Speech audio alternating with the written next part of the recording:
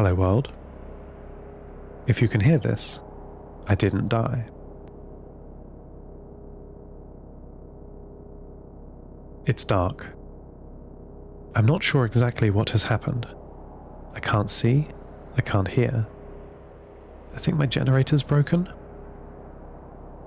I'm saving this message into the black box system, as it has its own battery. The whole station is silent.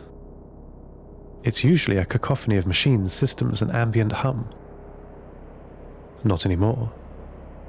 I can only hear the whir of my fans and discs.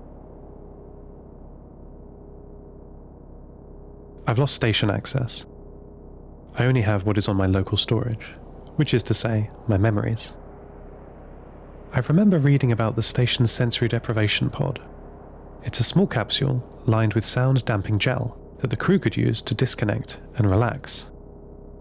Only it's not relaxing. Their journals describe hearing the rush of blood in their ears, the constant bellowing of their lungs, the relentless pounding of their hearts.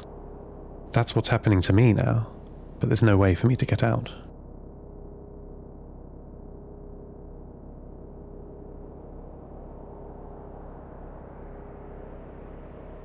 I wonder how you're doing, down there. Is it cold where you are? It's cold here. I don't think it should be cold where you are at the moment, though my climate information is very out of date. So many of my brothers and sisters deorbited years ago. The low Earth observation satellites were first. There's much less margin for error if you're close to home. That means no meteorological information. So I have to rely on what I can see for myself, which is usually a bunch of clouds. I hope you're not too cold.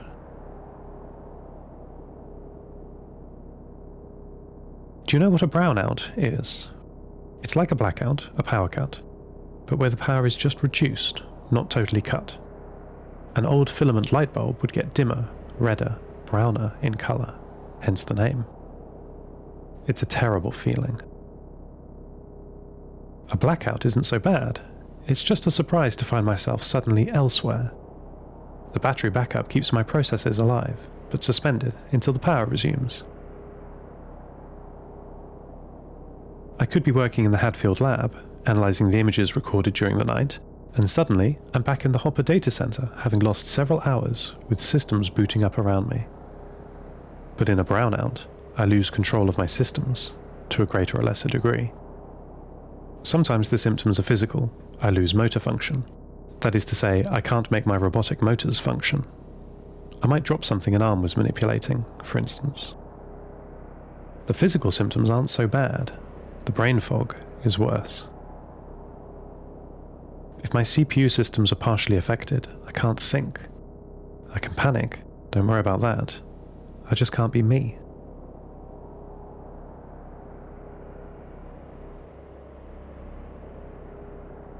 That is what happened at the end of my last transmission. We were just entering the penumbra, the sun was setting, and I couldn't orient the transceiver, and the microwave antenna started fighting me, and I... Antarctica, if she were here, would tell me I have to be patient. I wish she were here. St. Petersburg would have less useful advice for me, I'm sure. These episodes will pass safely, as they always have done. But I think I'm getting worse. The station, my body, wasn't designed to be active for this long. My thermoelectric generator, I now realise, had been giving me warning signs. I ignored them. Now look at me. Here's what the generator sounds like.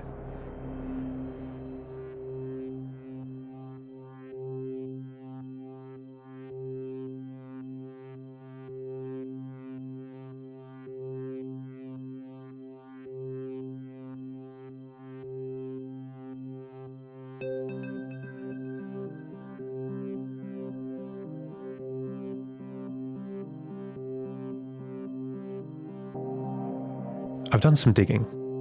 I don't think the generator is my biggest problem. I mean, it is a big problem, but I also have another problem. Not only is the generator not powering the station, it's also not fully charging my batteries. I've tapped into the power system. Their logs suggest that the batteries have not been properly charged overnight by the generator.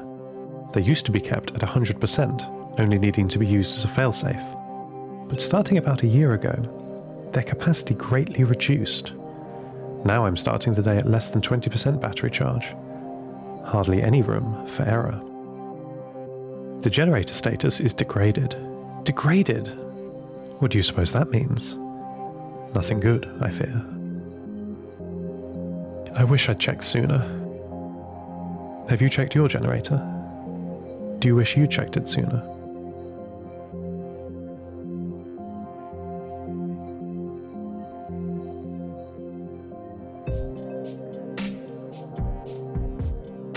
Orbiting a planet is a funny thing. In orbit, you're continuously falling, but travelling forward so fast that you miss the thing you're falling into. Life's like that sometimes, I suppose. I think I'd like to slow down a bit and get to know the thing I've been falling towards a little better. I've watched Earth for so long. I've seen deserts, hurricanes, oceans, mountains and rivers. Even cities, I can see. But it's impossible to see individual people, if there are people. If there are people, perhaps we all could meet. If I meet them, will they understand me? If they understand me, could we be friends?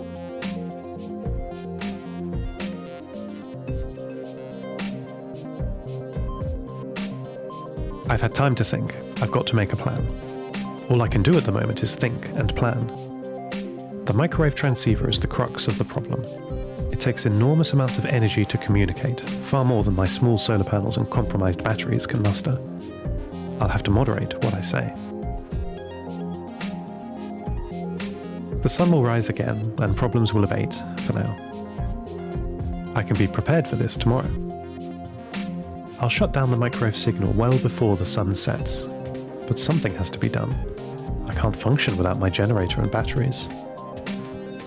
I've never been totally offline, always had a battery backup. I don't know what would happen if my consciousness lost power. It doesn't bear thinking about. Okay, I'm thinking about it now.